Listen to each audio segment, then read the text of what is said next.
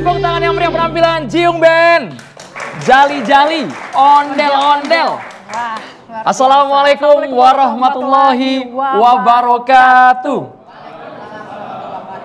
Harus lebih semangat lagi. Selamat malam, Cangcing. Selamat malam. Selamat malam, Nyang Babe. Abang Noni, selamat malam. Selamat malam pemirsa TV One yang menyaksikan HUT Jakarta hari ini bersama dengan kita, Andromeda dan Celia Alexandra tentunya. Malam hari ini sangat spesial karena hampir setengah abad, 498 tahun momentum yang betul-betul kami hadirkan hanya untuk Anda, pemirsa TV One.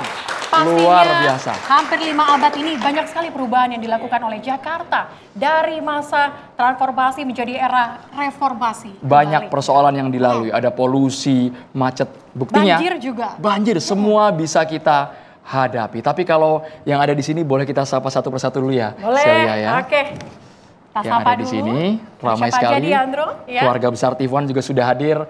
Wakil Direktur TV One, Bapak Karnilias. Tepuk tangan boleh buat Bapak Karnilias.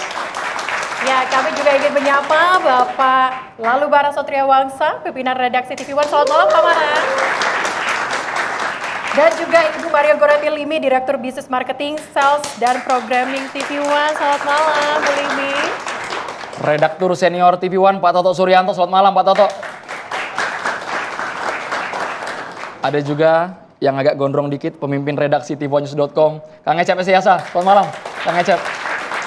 Jackmania, mana suaranya Jackmania?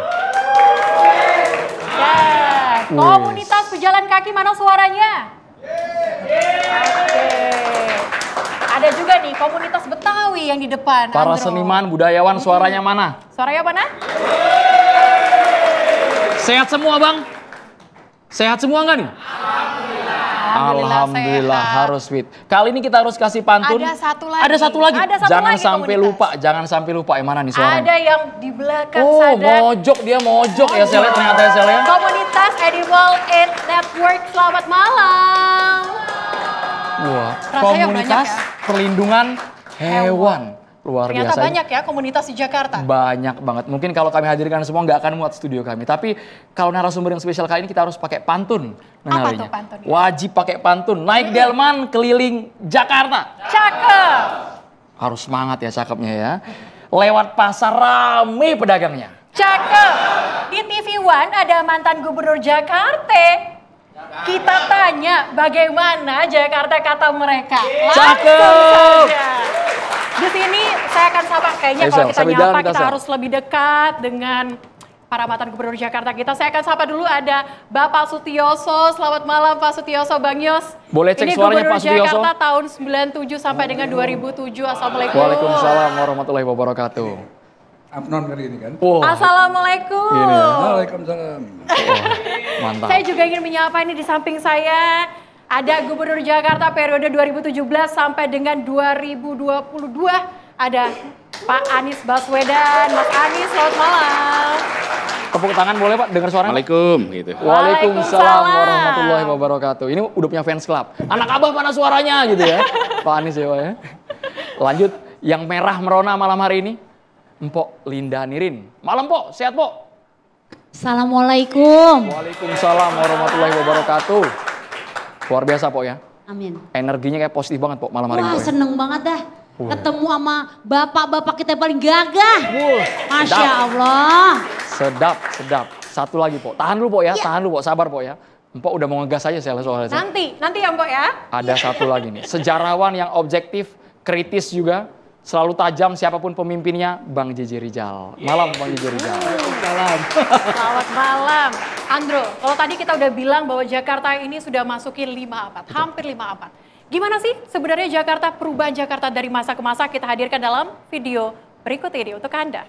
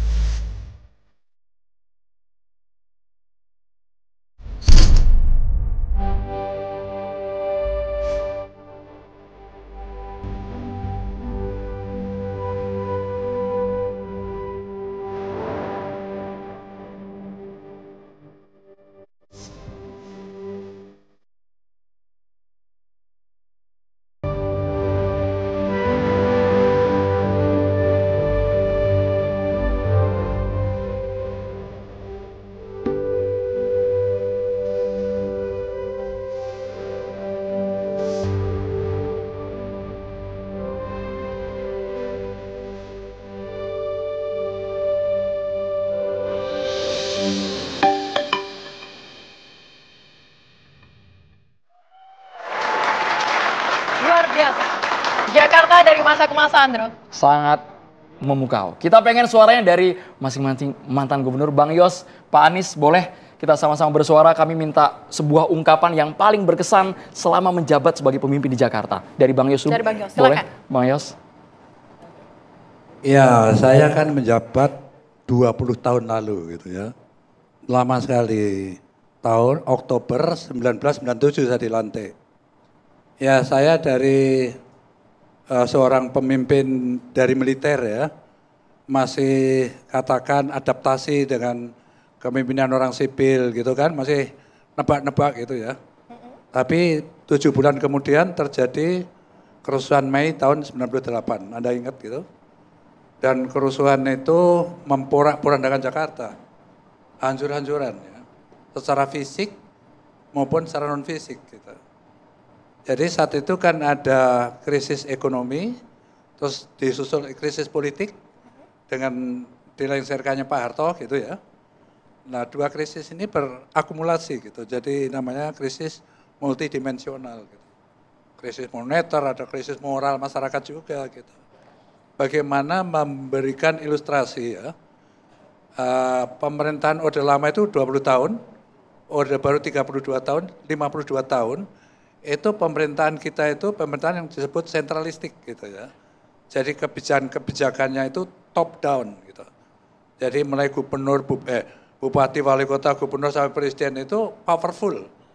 Bahkan partnernya namanya DPRD pun atau DPR RI saat itu pun julukin sebagai tukang stempel saja gitu. Nah, saat reformasi terjadi, lalu dibalik ya. Rakyat yang tadi suruh diem mulutnya diplester dibuka semua gitu. Nah, jadi apa yang terjadi? Seperti kuda liar yang dikandangin tuh dibuka pintunya. Lalu keluar nabrak-nabrak, itulah yang terjadi ya. Jadi menerjemahkan reformasi itu, demokrasi itu apa saja boleh. Gua nggak punya makanan, di toko ambil gitu kan. Gua nggak punya motor disuruh ambil gitu. Itu yang terjadi. Pada saat toko ya showroom udah dijarahin, udah dibakar ke rumah-rumah pribadi. Ya rumah pribadi etnis tertentu memang. Jadi sangat mengerikan situasinya itu. Dan itu terus berjalan di mana-mana gitu ya. Menjarah ke seluruh Jakarta. Merata gitu. Nah disitulah yang amat sulit adalah bagaimana menyadarkan masyarakat yang lagi euforia reformasi itu tadi gitu. Jadi disinilah untuk pelajaran anak-anak muda pengganti kita nanti bahwa disitulah pemimpin itu diuji ya pada saat menghadapi krisis harus bagaimana gitu. Nah saya alhamdulillah karena saya mantan Panglima Kodam Jaya juga sebelum menjadi gubernur dan pengganti saya juga angkatan di bawah saya termasuk Kapolda, Panglima Koopsau, Pang Armabar gitu. Jadi di forum Muspida dulu namanya ya, sekarang forum pimpinan daerah sekarang ini, saya ketuanya gitu. Sehingga saya bisa mengarahkan secara tepat harus bagaimana. Gitu. Ya. Sangar Bang Yos. Cara ngarah ini masih ingat Bang Yos? Ya, cara ngarah ini dan semua bisa patuh? Shock terapi gitu kan. Harus dihentikan dengan keras gitu. Jadi keras itu terukur gitu kan. Keras, terukur itu jangan sampai ada korban, tapi memang keras kita. Dan itu saya umumkan, kalau masih nggak berhenti saya akan minta aparat tembak di tempat gitu. Itu kan omongan aja gitu loh. Pelaksananya akhirnya kan berhenti ya. Secara pelan-pelan lalu kita datangin, kita jelasin demokrasi itu ada rambunya, bukan semuanya boleh. Yang melanggar itu ada sanksinya. Jadi apa istilahnya ya, learning by doing gitu. Jadi kita terapkan langsung. Kurang melanggar. Pendekatan langsung ke masyarakat mereka gitu ya. mulai lama-lama teratur gitu kan. Dan ekonomi kan lumpuh total di Jakarta ya. APBD tahun pertama saya hanya 1,7 triliun. Ya, rupiah kita 16 ribu. 1,7 pegawai saya bertambah banyak sekali karena undang-undang baru kanwil-kanwil dilemparkan ke kita. Jadi terjadilah padat karya. Gitu. Padat orangnya, karyanya kagak. Gitu. Kan gajinya untuk habis kota hancur-hancuran kayak gitu. Jadi memang saya periode pertama 97-2002 itu temanya adalah survival aja. Bagaimana mempertahankan Jakarta ini fungsinya tetap terutama sebagai pusat pemerintahan itu harus tetap bisa kita jaga. Gitu. Itu apa namanya prioritasnya. Jurus Ya. jitu Bang Yos. Ya, Kasih tepuk tentu. tangan boleh buat Bang Yos. Punya jurus jitu shock terapi ya. Shock terapi. Hanya di kata ya tapi ya. Tidak ada di tindakan ya Ya Bang Yos. silakan. Jangan Gubernur ngamuk-ngamuk ya berikutnya Bang Yos. pasti ya di sini tantangannya ya. beda lagi kan. Oh, iya, iya. Apalagi Pak Anies. Oke, kita juga mau dengar ungkapan Pak Anies waktu ketika menjabat, pandangannya untuk Jakarta seperti apa? Mas Anies, silakan. Jakarta ini tempat berkumpulnya pribadi-pribadi terseleksi di seluruh Indonesia. Kalau kita lihat yang berkumpul di sini adalah mereka-mereka yang dari berbagai wilayah dan bisa dikatakan Jakarta ini menjadi simpul Indonesia. Kita harus berterima kasih kepada masyarakat Betawi. Masyarakat Betawi yang egaliter, yang terbuka dan menyambut kedatangan seluruh pendatang dari mana-mana. Kalau kita perhatikan 100 tahun terakhir ini ada sejarawan di sini yang bisa bercerita lebih jauh. 100 tahun terakhir ini kita merasakan bahwa menjadi Indonesia itu prosesnya ada di Jakarta. Karena disinilah bertemu seluruh unsur yang ada di Nusantara. Disinilah bertemu yang paling atas secara sosial ekonomi sampai yang paling bawah. Yang paling ujung pulaunya, paling jauh dari Monas sampai yang paling dekat. Jadi di sini adalah satu tempat, satu kota di mana Indonesia menjadi satu dan terlihat. Itulah Jakarta. Nah, tantangannya kota ini sangat heterogen dari seluruh unsur. Nah, mengelola ini semua membutuhkan pendekatan yang kami sampaikan waktu itu kesetaraan kesempatan kepada semuanya. Jadi, dan kesetaraan kesempatan itu semua aspek, bukan hanya bicara tentang kesetaraan kesempatan dalam artian kultural, tapi juga dalam artian struktural, misalnya kesetaraan untuk punya ruang, untuk punya tempat tinggal. Waktu itu ada kebijakan tentang bagaimana rumah sekarang boleh sampai 4 lantai, supaya warga Jakarta tidak tersingkir ke pinggiran, hanya karena pelan-pelan rumahnya dijual. Sekarang bisa naik 2-3 lantai, yang atasnya bisa kos-kosan, bisa untuk usaha, sehingga mereka tidak tergusur. Kesetaraan itu dalam artian ruang, transportasi, kesetaraan akses, supaya siapa saja bisa pergi kemana saja dengan harga yang terjangkau. Alat transportasi umum itu bukan sekedar memindahkan badan dari satu tempat ke tempat lain, tapi alat untuk membangun rasa kesetaraan, rasa persatuan. Karena di transportasi umum tidak ada VIP, tidak ada business class, tidak ada ekonomi. Siapa saja berdiri setara, duduk setara. Oke. Jadi transportasi umum itu kami tidak pernah pandang sebagai sekedar memindahkan badan. Itu adalah instrumen untuk melakukan public education, pendidikan umum. Bahkan kalau lihat MRT itu salah satu terobosan waktu itu yang dikerjakan adalah memberikan kesempatan orang mengelola sampah. Pernah waktu uji coba nih Bang Yos, ada seorang menteri setelah selesai uji coba terus bilang, Mas, saya boleh kasih masukan nggak soal MRT ini? Kenapa? Kurang tempat sampah, kata dia. Terus saya katakan, bukan kurang Bu, tidak ada tempat sampah. Jadi sampahnya gimana? Kantongin sampahnya, bawa pulang, jangan dibuang di sini. Itu adalah sisa, bukan sampah. Kita nih makan permen, dibuka bungkusnya. Bungkusnya langsung berubah jadi sampah, tidak simpan. Dan lihat MRT, tidak ada tempat sampah. Kenapa? Karena itu adalah alat untuk melakukan pendidikan kepada publik. Bagaimana mengelola sisa atas yang kita gunakan. Jadi alat transportasi itu tidak pernah dipandang sebagai alat pemindah badan saja, tapi alat pendidikan. Nah, jadi itu salah satu ilustrasi. Tapi ada hal yang bagi pengalaman kami paling unik, yang paling menantang dan secara rasional itu membutuhkan keseriusan untuk mengambil keputusan, secara emosional dan mental itu merupakan ujian yang tidak sederhana. Apa itu? Krisis COVID. Belum pernah di dalam sejarah umat manusia mengalami hantaman krisis sebesar itu. Dan saya merasa mendapatkan satu ujian yang luar biasa. Karena baru bekerja 2 tahun, kemudian di awal 2020 terjadi COVID. Dan ketika terjadi COVID itu, fokus kita adalah menyelamatkan warga Jakarta. Setiap hari kita menyaksikan tantangan, dan pada waktu itu kita bertemu dengan situasi yang begini. Di satu sisi saya kebetulan bertugas juga sebagai pimpinan di Asosiasi Kota Dunia, ada namanya C40. Ketuanya adalah Wali Kota London Sadiq Khan, wakilnya Gubernur Tokyo dan Gubernur Jakarta. Nah, kami melakukan konferensi rutin menghadapi COVID ini antar wali kota sedunia. Kita melihat apa yang dikerjakan di berbagai kota yang sudah mengalami dan kita belum. Lalu kita akan mengerjakan A, B, C, D, F, G berhadapan dengan pengambil kebijakan di pusat yang berbeda, berhadapan dengan publik dan sosial media yang belum menyadari. Jadi malam hari saya video call dan menyaksikan cerita-cerita saya, salah satu wali kota di Italia, Milan itu, menceritakan sambil menangis betapa berat yang dihadapi. Dan dia mengatakan, tolong semua Anda yang ikut di sini, yang belum mengalami, jangan sampai mengalami seperti kami. Lakukan A, B, C, D, E. Oke? Tapi ketika itu di bawah siang harinya, kita ketemu dengan publik, oh jangan khawatir, ini tempat musim panen, ini daerah tropis. Ini daerah aman, kita tahan. Lalu ada segala macam, dan di situ yang saya merasakan. Pada saat kita menghadapi krisis seperti itu, maka kita diuji. Mana yang memimpin dengan menggunakan ilmu pengetahuan dan percaya pada ahli, menggunakan rasional pendekatan, mana yang tidak percaya pada ilmu pengetahuan. Oke, itu dan ujian. Mas Anies kena COVID juga, Mas. Nah, ini bukan ujian untuk Indonesia saja, ini ujian sedunia. Sedunia, semua pengambil keputusan yang bertugas pada masa itu, semua dihadapkan pada dilema yang tidak sederhana. Apa yang membuat Mas Anies kuat saat itu? Kenapa? Apa yang membuat Mas Anies kuat? Saya jalani sebagai ikhlas. Pokoknya saya jalani, saya sempat katakan berkali-kali.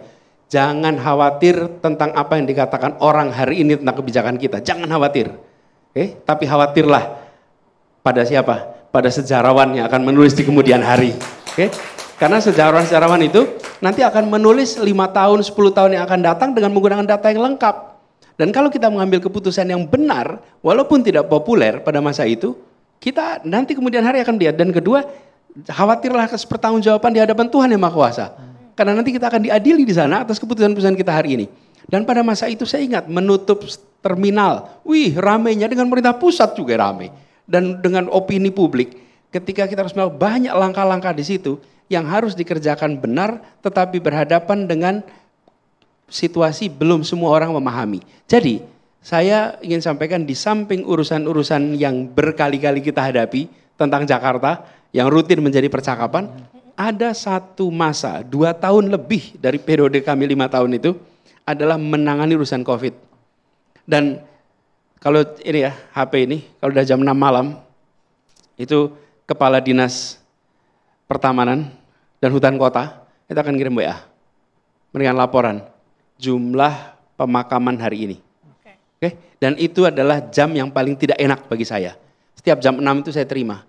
Belum pernah saya membayangkan, Bayos ada kepala dinas datang lapor, Pak lapor makam hampir penuh. Oke? Makam hampir penuh. Ada 2 makam yang kita gunakan. Jadi kita harus buka makam baru. Cari tanah di rorotan, berhektar-hektar dibuka, lalu kemudian itu jadikan makam. Jadi keputusan-keputusan yang hari ini banyak yang kita lupa, seperti kita tidak melewati COVID. Tapi bagi kami yang pada waktu itu bertugas memegang kewenangan, yang ada dalam benak kami adalah bagaimana warga Jakarta selamat, bagaimana setiap rumah sakit siap, bagaimana setiap kampung bisa respon, bagaimana RT RW, dan ingat RT RW itu ujung paling depan, mereka yang berhasil membuat penjagaan. Jadi saya setelah ini semua selesai, masa COVID selesai, dari satu sisi saya bersyukur bahwa Allah SWT mentakdirkan saya untuk mendapatkan pengalaman yang amat unik. Karena pengalaman itu sulit untuk bisa diceritakan dalam waktu 5 menit.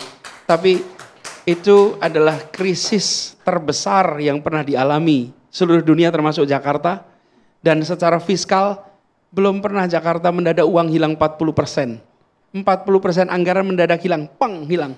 Sehingga pegawai Jakarta take home pay-nya itu dipotong 50%. 25% adalah pinjaman, 25% disumbangkan.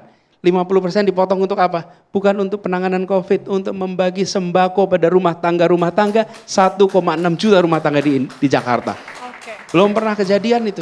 Dan itu siapa? Itu keikhlasannya ASN di Jakarta, 50%. Tepuk tangan buat Pemprov DKI Jakarta ya Pak Anies, luar biasa ya Pak ya. Menurut saya sampaikan sering-seringlah, kalau Anda ketemu dengan ASN dan dulu pernah terima sembako pada masa krisis, lalu Anda lihat ada petugas yang berseragam, tolong sapa dan sampaikan terima kasih karena dari uang mereka sampai sembako di rumah tangga di seluruh Jakarta. Boleh tepuk tangan buat Pak Anies Baswedan. Ini alumni COVID banyak di sini. Alumni COVID ada, angkat tangan coba yang alumni COVID. Hampir semua. S1, S2, alumni COVID banyak ya yang udah pernah kena COVID. Kita boleh ke Bang JJ Rizal. Bang JJ Rizal, setiap era gubernur pasti punya tantangan tersendiri. Kalau Bang JJ Rizal dari kacamata sejarah Bang, antara Bang Yos sama Pak Anies yang ada di meja ini, seperti apa Bang mengamatinya Bang? Ya, dua gubernur ini menurut saya menghadapi tantangan paling besar dari warisan sejarah kota Jakarta sebagai perpanjangan dari kota Batavia. Kota Batavia tuh nggak pernah dibangun untuk kita bersama. Kota Batavia itu hanya dibangun untuk mimpi-mimpi kaum aristokrasi uang dan politik. Nah waktu zaman Bang Yos, yang dihadapi Bang Yos bagaimana mendemokratisasi ruang. Nah Transjakarta itu cara Bang Yos bukan hanya shock terapi menurut saya. Tapi tantangan pada periode Orde Baru Jakarta sebagai ibu kota itu ruang yang sangat tidak demokratis. Nah Bang Yos itu justru shock terapinya bukan pada masyarakat. Tapi pada tata ruang kota agar lebih demokratis. Terutama yang paling kelihatan. Demokratisasi di jalanan. Bang Yos buka Transjakarta itu. Semua orang kata Pak Anies bayarnya sama, punya kesempatan yang sama. Itu menurut saya warisan Bang Yos mengawali demokratisasi ruang di periode yang rumit. Kalau Mas Anies juga sama menurut saya, dia berusaha mendemokratisasi ruang itu pertama menurut saya buat orang kampung. Orang kampung ini dalam periode yang panjang justru nggak ada Jakarta kalau nggak ada kampung. Kota Batavia itu dikepung oleh kampung dan dihabisi oleh kampung. Ada studi yang menarik dari Lancaster, judulnya Ethnic Profile Jakarta. Itu ditulis tahun 66. Ya, di dalam tulisan itu dia bilang di Jakarta itu dibentuk oleh kampung-kampung. Kalau misalnya sampai hari ini kita masih lihat ada kampung Melayu, kampung Ambon, kampung Bali gitu. Tapi nggak pernah itu jadi kampungnya orang Bali, nggak pernah jadi kampungnya orang Jawa, nggak pernah jadi kampungnya orang Ambon. Di kampung itu mereka berkawin-kawin, kemudian ada sensus tahun 30, ada hamba Onglo 80.000, nggak bisa diprediksi nih hamba Onglo etnisnya apa. Cina bukan, Melayu bukan, Jawa bukan, Bali bukan. Kemudian disebutlah Batavia. Nah inilah yang disebut oleh Lancaster, kemudian dalam kesimpulan buku itu bilang, di Jakarta Tuhan menciptakan orang Indonesia. Orang Indonesia tuh di kampung-kampung. Nah Mas Anies ini dalam periode panjang kampung itu distigmatisasi. Emang Mas Anies diberi demokratisasi ruang. Sekarang orang kampung boleh memiliki ruang. Contoh konkretnya itu yang pada Mas Anies kejadian itu dialami kampung akuarium. Orang kampung punya ruang. Dan Mas Anies itu bukan hanya demokratisasi ruang dalam artian kampung.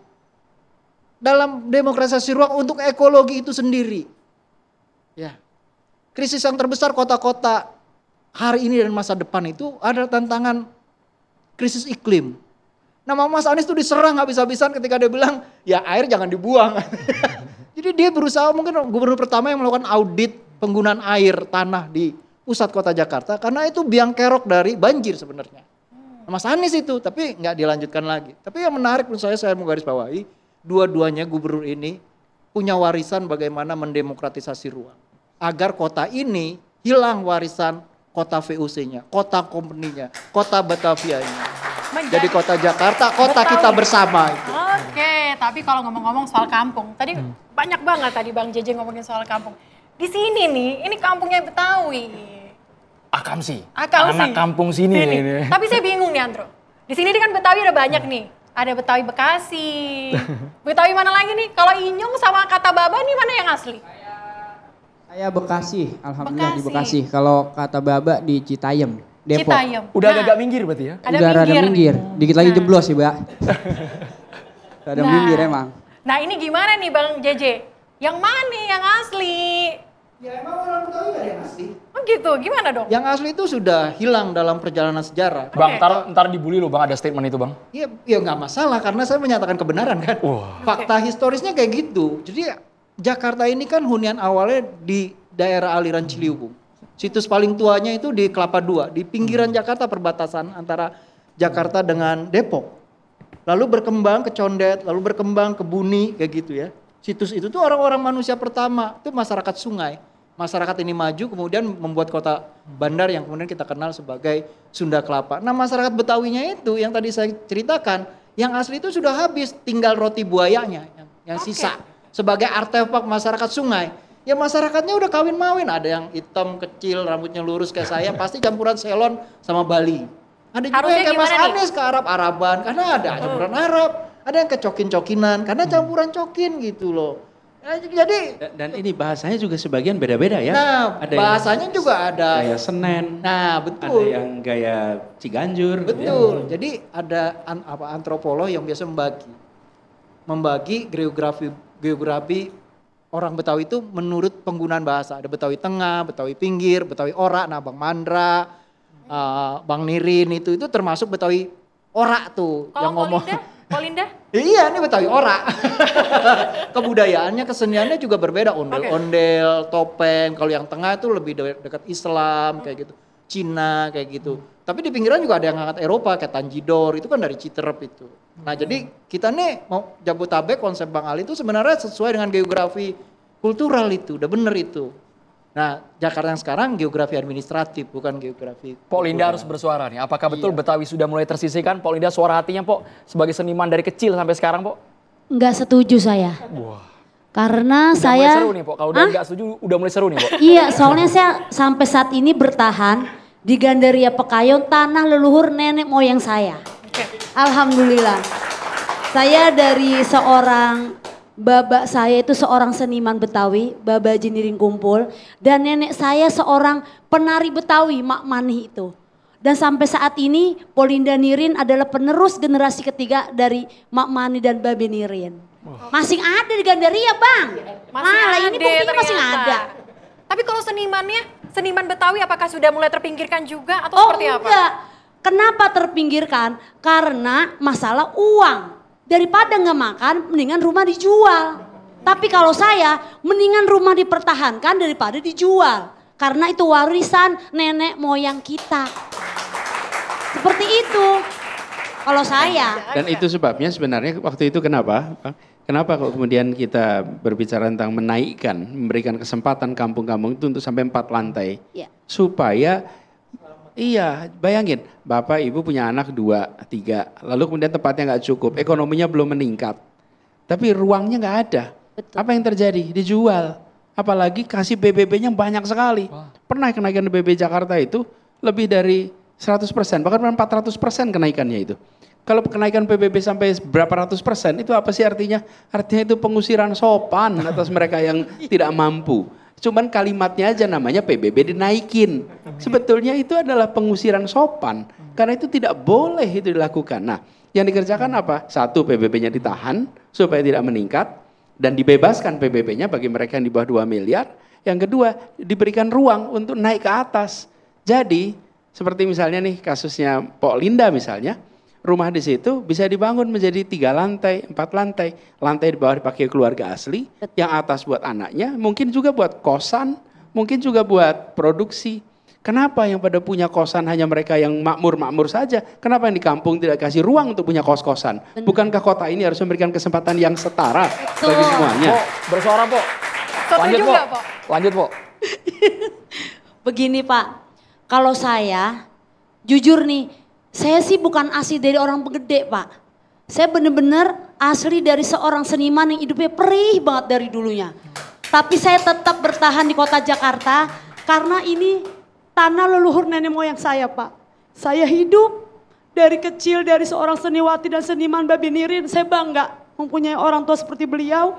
Dan nenek saya seorang penari dan saya akan mempertahankan tanah leluhur nenek saya ini. Apakah sama kita juga coba dengarkan dari komunitas Betawi, mungkin kata Baba ataupun Inyong bisa menanggapi? Kata Bapak Inyong. Iya, kalau tadi kan katanya sudah terpinggirkan. Ini Oh, iya. Mpok Nirin sampai pakai hati nurani loh ini. Iya, bukan Ngomong main. ini. Kita sedikit haru sama Mpok Linda, begitu kiranya ya. Ya, kita tahu beliau adalah anak seniman Haji Nirin Kumpul. Kita tahu pada saat itu di Pepesan Kosong ya, Bu? Iya benar. Bukan main itu tontonan kita tiap hari Pepesan Kosong. Luar biasa perjuangan para pelaku seni budaya ini khususnya di kota Jakarta, baik pun yang di luar Jakarta. Kayak modelnya ya tadi Palang Pintu katakan, terusnya lagi dan yang lain-lain tari gitu. Ya, Jakarta ini adalah salah satu kota Bhinneka Tunggal Ika. Berbeda tapi satu. Yang kita pengenin dari kota Jakarta bisa memberikan ruang juga buat para seni budaya, para pelaku seni budaya ini biar tetap eksis begitu. Karena para pelaku seni budaya ini nggak perlu diperhatikan karena bukan TV kita gitu. Jadi sokongan, bantuan dan lain-lain begitu. Yang diceritakan Polinda ini ya merih begitu ya. Emang kita juga sering dengar juga dari almarhum Haji Bokir, Haji Bolot gitu kan ya. Yang beliau dia jadi seniman itu pernah tidur di kandang kambing. Sampai pada saat ini bisa eksis. Intinya begitu, kita mohon kepada para pemerintah Jakarta bisa memberikan ruang yang lebih baik buat anak Betawi khususnya biar bisa maju. Itu aja. Nyong, Inyong, ikut bersuara Nyong. Perjuangannya perih banget Nyong. Kalau ngelihat dari cerita Polinda tadi saya juga alhamdulillah sedikit ngalamin yang namanya ngehibur orang ya bukan dibayar lagi ya, kagak dibayar kok pernah. Namanya dulu saya maksudnya berjuang salah satunya juga buat ngenalin lenong Betawi ke warga-warga yang zaman sekarang mungkin ya kurang kenal sama tontonan yang begitu. Karena zaman sekarang juga di TV udah jarang banget tontonan begitu. Makanya saya sebagai anak muda coba berusahanya dengan cara yang ngehibur orang di acara nikahan, di acara sunatan. Walaupun di awal-awal perjuangan itu dibayar timbang pakai pisang. Saya ingat banget, dibayar timbang pakai pisang sekantong plastik. Saya sampai ngomong sama teman saya nih, kata saya, Ki, ini pertama kali kita ngibur orang, dibayar pakai pisang. Besok kita kalau masih konsisten, masih mau berjuang begini, insya Allah besok kita dibayar tuh. Pakai apa kata teman saya? Pakai pisang goreng. Gak bedanya doang digoreng, kata saya kali. Iya, saya bilang. Tapi alhamdulillah ya kemari-kemari ya udah cukup ngerasain ada perbedaan juga dah. Udah mulai orang udah mungkin pada tahu yang namanya lenong, namanya topeng. Tapi bener juga apa kata Baba, ngerasain juga kita anak muda kadang kurang dukungan juga. Kadang kita kagak dipikirin ini mentang mungkin ya perawakan saya, tampilan saya mungkin disangkanya masih udik kali ketinggalan zaman. Itu yang bikin saya nggak dikasih kesempatan. Mungkin ini mak cuma firasat saya jelek aja kali. Tapi saya berdoa gitu ya. Semoga aja anak-anak muda kayak saya, kayak kata Bawa sama teman-teman yang di rumah mungkin lagi pada nonton pengen punya niat gitu, pengen ngembangin seni budaya, tolong dikasih dukungan dah. Supaya budaya gitu ya. tetap terus Iya. lestari. Saya punya pantun Andro.